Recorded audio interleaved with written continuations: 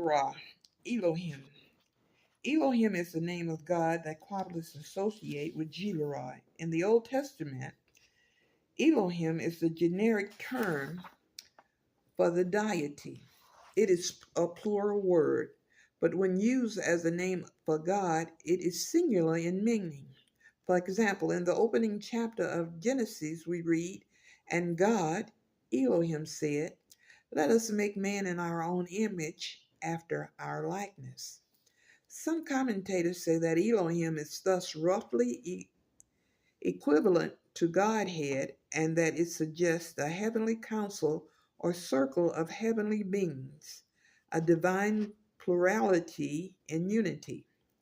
Scholars say Elohim may be derived from one of several root words, including those meaning powerful, strong, or foremost, giving Elohim the meaning, the strong one, the mighty one, or the foremost one.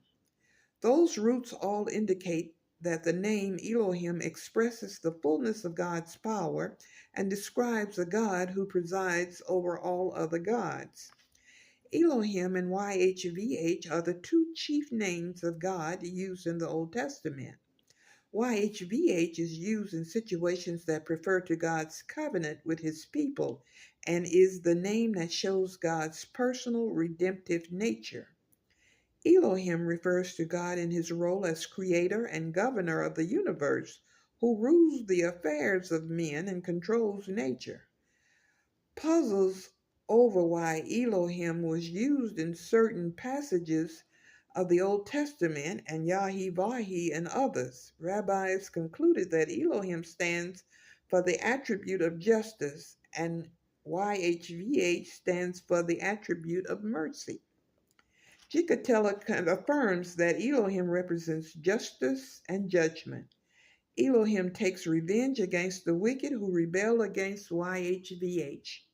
He says, it has the ability to judge exact punishment and to overcome everyone, for there is nothing that can stand in its path. Chikatilla advises us never to be brazen in the face of the judgment of Elohim. If a plague, a disease, or death comes to an individual, he should not be brazen before the heavenly court and Elohim, which is the place of true justice.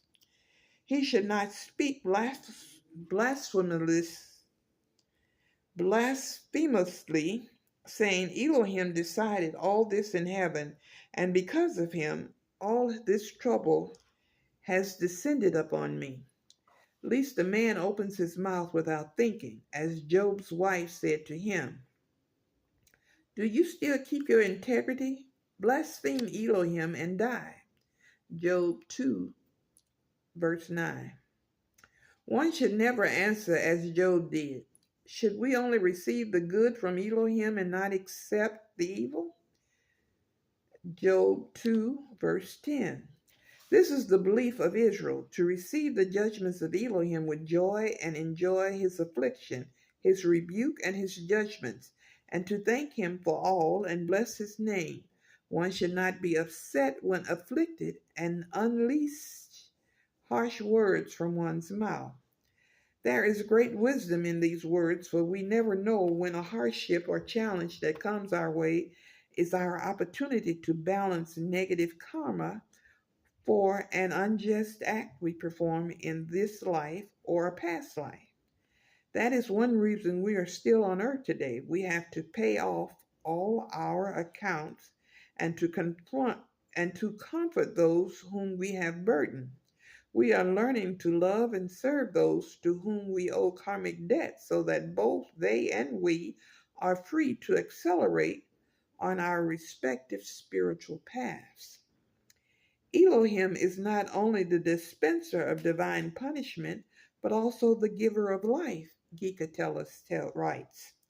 Elohim is known to some Kabbalists as the essence of the consuming fire, but this attribute may do exactly the opposite with the same simple force. This power can bring death or life on the one hand. It can, however, annihilate or sustain, make ill or heal. and all this contained within one attribute with one pattern. It is from this power that all messengers from above must have permission to complete the judgments that they have been decreed on humanity. For life or death, to destroy or sustain, to wound or to heal, all are contained in this attribute.